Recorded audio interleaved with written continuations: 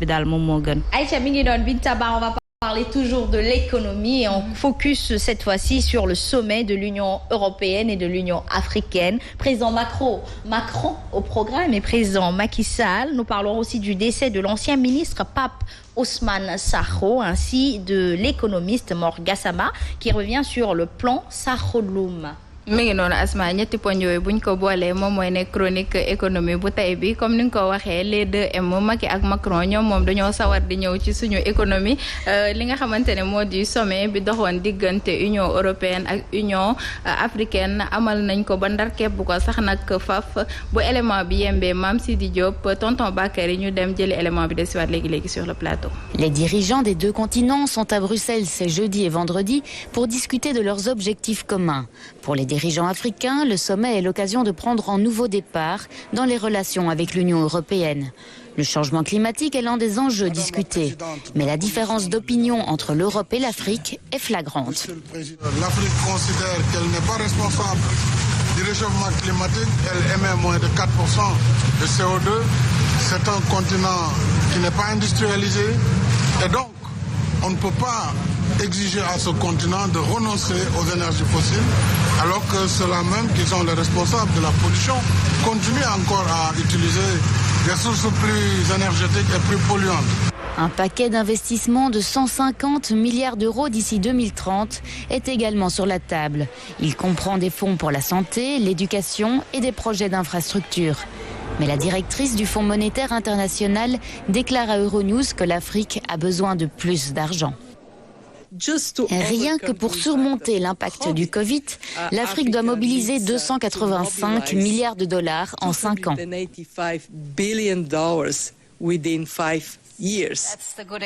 Le refus de l'Europe de céder sa technologie du Covid a été un point sensible pour les pays africains. Bruxelles estime que la solution réside dans les dons et l'augmentation de la capacité de production de l'Afrique. Tout accord à ce sujet devra toutefois être négocié entre les dirigeants. Aïcha mi ngi noon Binta Ba man nag damay faaf rejoindre pas Assane tuuti mbas mi Europe la gën a laal. Pourquoi l'Afrique d'avoir besoin d'autant d'argent pour une relève économique? xam nga nag Asma dañoo xaw a ndóol nag moo tax dañoo fekk ñu ndóol xam nga am na sax lu ñu mobiliser woon secteur privé yooyu xaw a taf yëngal mais dafa mel ni jeex na léegi juróomi at yii di ñëw comme ni ko directrice bu FMI waxee soxla nañ 285 milliards de dollars ngir nag ñu mën a jóg taxaw temb waaye nag Asma comme li ñuy wax rek à chaque fois bu fekkoon ni on était bien organisé xëy na duñu soxla ndimbal gi nga xamante ne à chaque fois dafay jógee extérieur. Juste pour en revenir ci sommet bi waxtaan nañ li nga xamante ne moo di vaccin climat waaye itam DTS moom je pense que ci sommet bi nga xamante ne moom moo amoon yàggul dara ñu ci doon waxtaanee financement des économies africaines tuddoon nañ ci DTS te indi woon nañ ko ci plateau bi Asma am na nag 8 domaines yoo xamante ne président Macky Sall buñ koy tudd fii day jël casquette li nga xamante ne mooy président de l'Union africaine mi ngi wax ci li nga xamante ne mooy domaine yi ñu gën a soxal maanaam digital bi infrastructure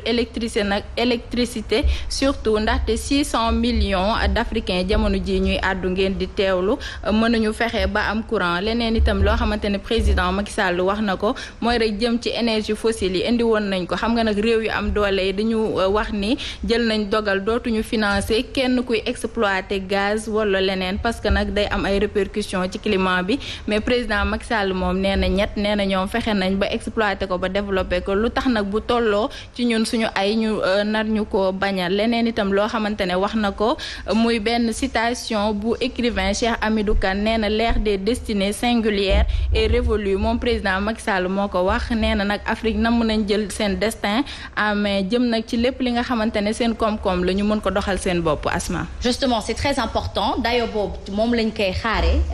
défendre les droits de l'Afrique et du Sénégal surtout et quelque part encore une fois si ces milliards qu'on a reçu lors de la pandémie était bien géré, je pense que duñu soxla yeneen yi et en marketing on dit souvent faut créer le besoin chez l'adversaire pour mieux l'utiliser. Faut créer le besoin. Alors est-ce que d'ici 5 ans yi nasaraan yi ñoo ngi teg les jalons pour créer le besoin chez l'Afrique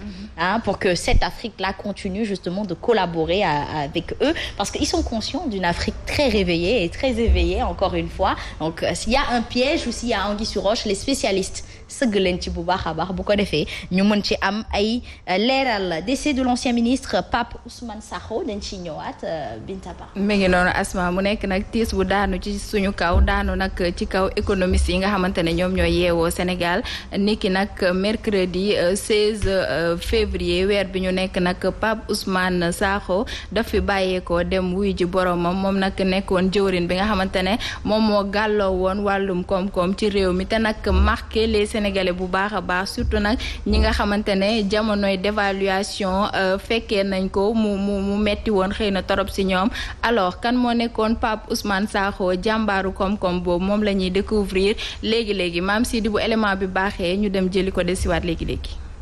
ki fi doonoon jëwrin bi ñu dénk wàllum économie ak finance ci ayum président Abdou Diouf di wuyoo ci turu Pape Ousmane Sakho moo daal di wuy ji boromam niki mercredi 16 février file ci Ndakaaru moom nag ñu gën ko xam ci plan d'urgence bi mu lancé woon àndoon ci ak Mamadou Lamine Loum ñu bari sax di fàttaliku li nga xamante ne moo di plan Sakho Loum ñoom ñaar nag xeex nañ bu baax ngir rekk bañ dévaluation bu franc CFA. Pape Ousmane Sakho ñëpp nangul ko taxawaayam bu am solo ci wàllum koom-koom ñuy fàttaliku sax ni jaar na fële ci BCEAO. yal na ko yàlla yërëm te xare ko àjjana yu gën a kawe incha allah rabbi bi. mi ngi noonu Asma loolu lañ koy ñaanal di ko jaalewaat encore une fois mbokkam yëpp moom nag moo nekkoon jëwrin bi ñu dénk wàllum koom-koom ci atum 1993 jàpp 1998 intervalle boobu nag 1994 da cay dox te bu ci ñëwee rek xel yëpp dafay dem ci li nga xamante ne moo di dévaluation jamono yooyu nag mu metti woon torop ndax sénégalais yi dañ doon serré ceinture bu baax a baax. ndax koom-koom bi dafa duggoon ci guuta moom nag ak naataangoom bi nga xamante ne mooy wuyoo ci turu Mamadou Lamine Loum ñu teg benn plan boo xamante ne plan Sakho Loum lañ ko tuddee woon ndaxte Mamadou Lamine Loum moom moo nekkoon ministre du budget boobu le plan nag am réussite bu baax a baax ndax jamono ji may àddu Asma ñu bëri ñu ngi koy fàttaliku pour ñëwaat rek ci ki nga xamante ne moo di ndem si yàlla si moom jot na jaar fi nga xamante ne moo di BCEAO waaye 1998 moom moo jël décision génn ci gouvernement bi ginnaaw nag ay divergence yoo xamante ne amoon na ko ak Habib Thiam nag naroon jël décision ñu privatiser li nga xamante ne moo di Senelec moom nag mu ne ñett du ca dal. Aïcha en tout cas mi ngi noonu di ko ñaanal yeesal suñu ñaan ci moom rek yal na yàlla yërëm ko te xare ko àjjana yu gën a kawe ñu dellu ci Mor Gassama mi nga xamante ni ci ñun la bokk naam interview bi nga am ak moom. mi ngi noonu Asma xam nga ñun nag suñuy kàddu à chaque fois dañuy bëgg expert di ci àddu bu ko defee mu gën a am valeur ci noonu nag la ñu dem seeti ki nga xamante ne moo di Mor Gassama mu yóbbuwaat ñu ci atum 1994 fàttali ñi nga xamante ne ñoo fi nekkoon lan mooy plan Mbaye Loum waaye ñi ñëwagul woon itam mu xamle leen ak boobule plan maam Sidi bu yembee ñu dem jëli ko dellusiwaat léegi. Le plan Sakho Loum boo déggee ñu koy wax souvent dafa nekk moom la ñuy wax plan d'urgence ou plan Sakho Loum 1992-1994 li ko waraloon surtout mooy ne dañu jóge ci ay résultats yoo xam ne dañu xawoon vraiment xaw a précaire baaxul noonu bu baax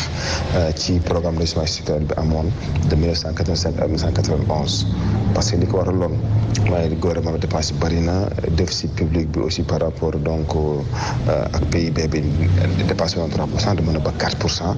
donc la nga xamante bi taxoon na sax presque relation ñi amoon ak institut de Bretton Woods mooy FMI Banque mondiale amoon ay jafe-jafe ñoom nag bi ñu ñëwee Sakho à l'époque moo nekkoon ministre de l'économie et des finances Loum Mamadou Lamine Loum nekkoon ministre donc du budget moo tax ñu tudd leen plan bi plan Sakho Loum c'était vraiment donc un plan d'urgence boo xamante ni bii pour restaurer un peu les équilibres autrement dit jéem a fexe d'abord ba wàññi déficit bi wàññi aussi masse salariale bi pour améliorer vraiment donc fonctionnement au gouvernement du Sénégal surtout donc de manière générale 94 boobu dañ ci accès rek juste nga gis ne automatiquement dévaluation bi dugg si na bu dévaluation dugg see nga gis ne kon suñu valeur xaalis bi dafa wàcc donc de 50%. Donc ici on était obligé de continuer encore di promouvoir li ñuy wax le consommé local ak surtout pour bañ a promouvoir le consommé local maanaam ñi jëfandikoo li ñuy defaree ci dëkk bi ak li ñuy béy ci dëkk bi ak wàññi bu baax a baax importation parce que li nga doon jënd bi ci dafa doon gën a métti voilà plan la boo xamante bi en tout cas objectif am moo doon ne rek li mu bëggoon vraiment moo doon jéem a wàññi les déficits publics restaurer en tout cas capacité financière bu état bi gën a rendre l'économie sénégalaise beaucoup plus compétitive voilà parce que loolu boo ko amul tamit souvent pour booy négocier avec les bailleurs pour mën a décrocher ay financement day xaw a métti ci trop parce que coût bi dafay élevé waaw. Aïcha mi ngi noonu en tout cas je pense que loolu gis nañ ci aussi plan yokkute ak plan yokkute oui c'est ça le plan du président Macky Sall je pense que ils avaient bien raison de penser au consommé local l'avenir leur a donné encore raison sur les projets il serait temps de retourner à la source. et Asma xel bu rafet ak a fee yàgg tey jii li mu wax dafa méngoo ak jamono parce que bu nee nañu arrêter les importations prôné li nga xamante ne moo di consommé local benn poñ rek laa xam ne tey moom ku ko fi naroon indi réew mi dina metti lool mooy fexe wàññi salaire fonctionnaire yi bu ko defee état bi gën a gis boppam ci jamono jooju en 1994 ñoom boroom xam-xam yi kàngamu économie bi loolu la ñu waxoon ginnaaw nag bi nga xamante ne franc CFA perdroon lu toll ci 50% ci dévaluation bu amoon ci 1994 metti woon torop ci réew mi ndax pouvoir d'achat bi ñu amoon amatuñ ko Asma xam nga ñi tàmmoon ay articles de luxe daan ko jënd nag amoon nañ ay problème jamono jooju mais juste pour dire que chronique bu tey bi façon la pour la Sen TV de rendre hommage à jàmbaar jooju nga xamante ne moom moo fi bàyyeekoo encore une fois di wax ne xel bu rafet yàgg na fi xam naa nag d'évaluation proprement dit dinañ ci gën a taxaw bu ko defee génération yi nga xamante ne ñooy doog a ñëw xam lan la franc CFA subiroon en 1994. C'est très important un rappel primordial dont chaque Sénégalais devrait se rappeler encore une fois borom xam-xam yi am xel gu sell te rafet bu ñu leen amee ci réew mi nañ leen di jëriñu bu ko defee ñu jëriñ suñu askan Vladimir Poutine day déclarer guerre Ukraine.